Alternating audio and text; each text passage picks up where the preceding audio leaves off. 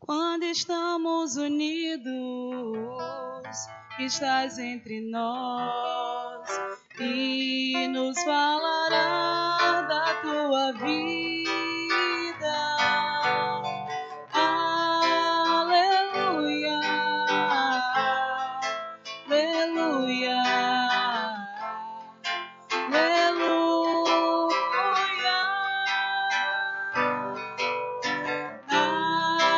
aleluia, aleluia, aleluia. O Senhor esteja convosco. Ele está no meio de nós. Proclamação do Evangelho de Jesus Cristo segundo Mateus. Glória a vós, Senhor.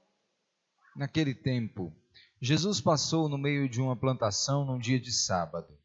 Seus discípulos tinham fome e começaram a apanhar espigas para comer. Vendo isso, os fariseus disseram-lhe: Olha, os teus discípulos estão fazendo o que não é permitido em dia de sábado. Jesus respondeu-lhes: Nunca lestes o que fez Davi, quando ele e seus companheiros sentiram fome? Como entrou na casa de Deus e todos comeram os pães da oferenda, que nem a ele nem aos seus companheiros era permitido comer, mas unicamente aos sacerdotes? Ou nunca lestes na lei que em dia de sábado no templo os sacerdotes violam o sábado sem contrair culpa alguma?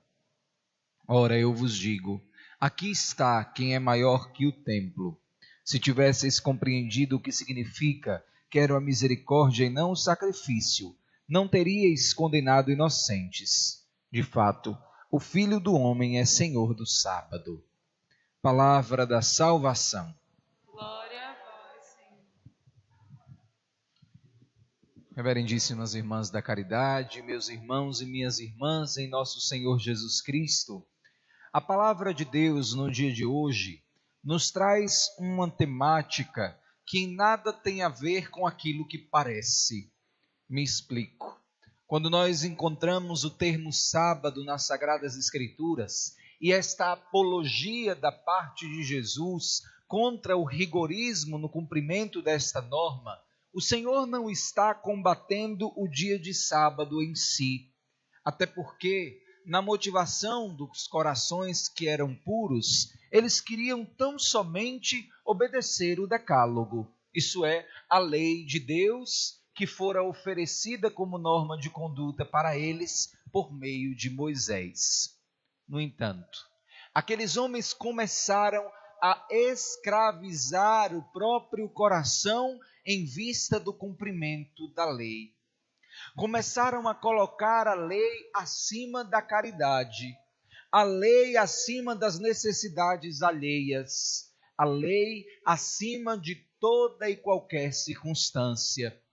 De maneira muito sábia, Jesus vai então desconstruindo com os seus discursos este cumprimento rigorista da lei para fazê-los compreender o seguinte: ora, as leis existem e elas precisam ser cumpridas, mas em vista da felicidade do homem, em vista da felicidade do coração de Deus, que apresentou para vós uma normativa que deve ser vivida, é verdade, com um espírito de amor.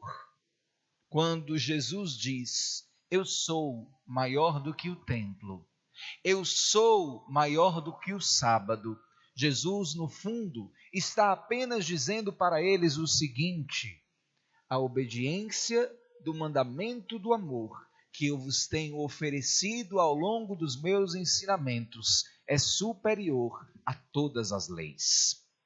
Meus irmãos, pode parecer que tudo isso que eu falei até aqui é apenas uma descrição ou uma avaliação do tipo de conduta que tinham os fariseus, o povo judeu do Antigo Testamento.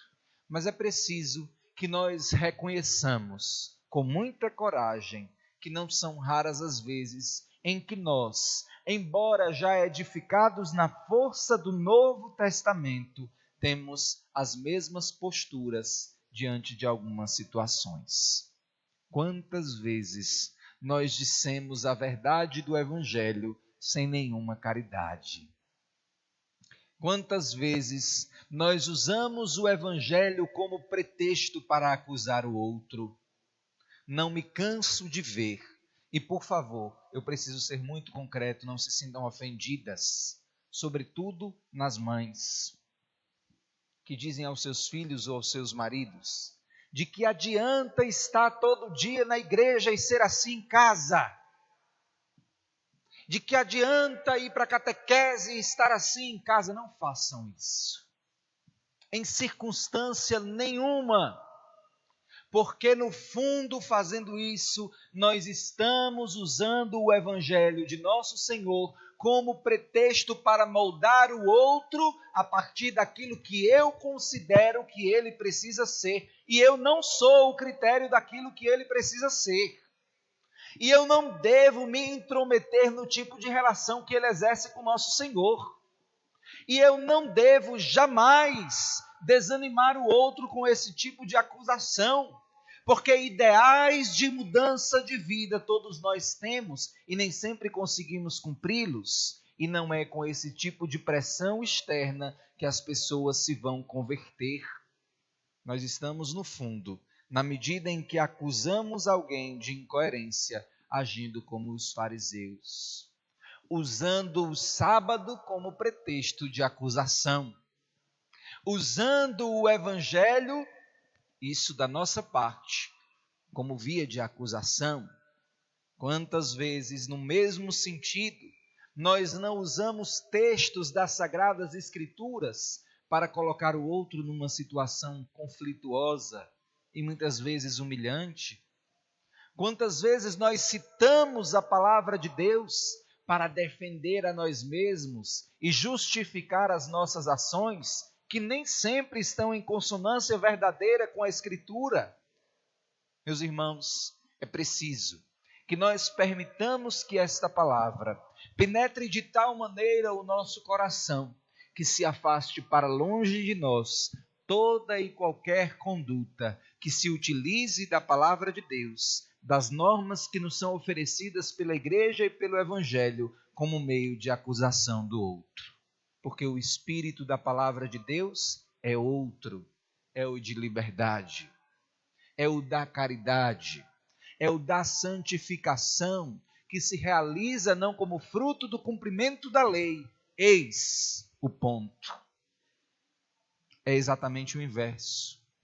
Amamos a Deus de tal maneira que o cumprimento da lei se realiza como consequência imediata.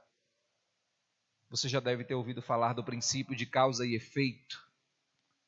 Sendo mais claro, para toda ação, dizemos nós, existe uma reação. Usando essa palavra, entendamos que o amor é a ação e o cumprimento da lei é a reação do amor, não o contrário. Que essa palavra nos ajude a mudar o nosso programa de vida e a nossa relação com as leis de Deus, para que não sejamos como os fariseus, mas sejamos como Jesus, amantes do Pai de tal maneira que obedientes à norma que Ele nos deu. Amém.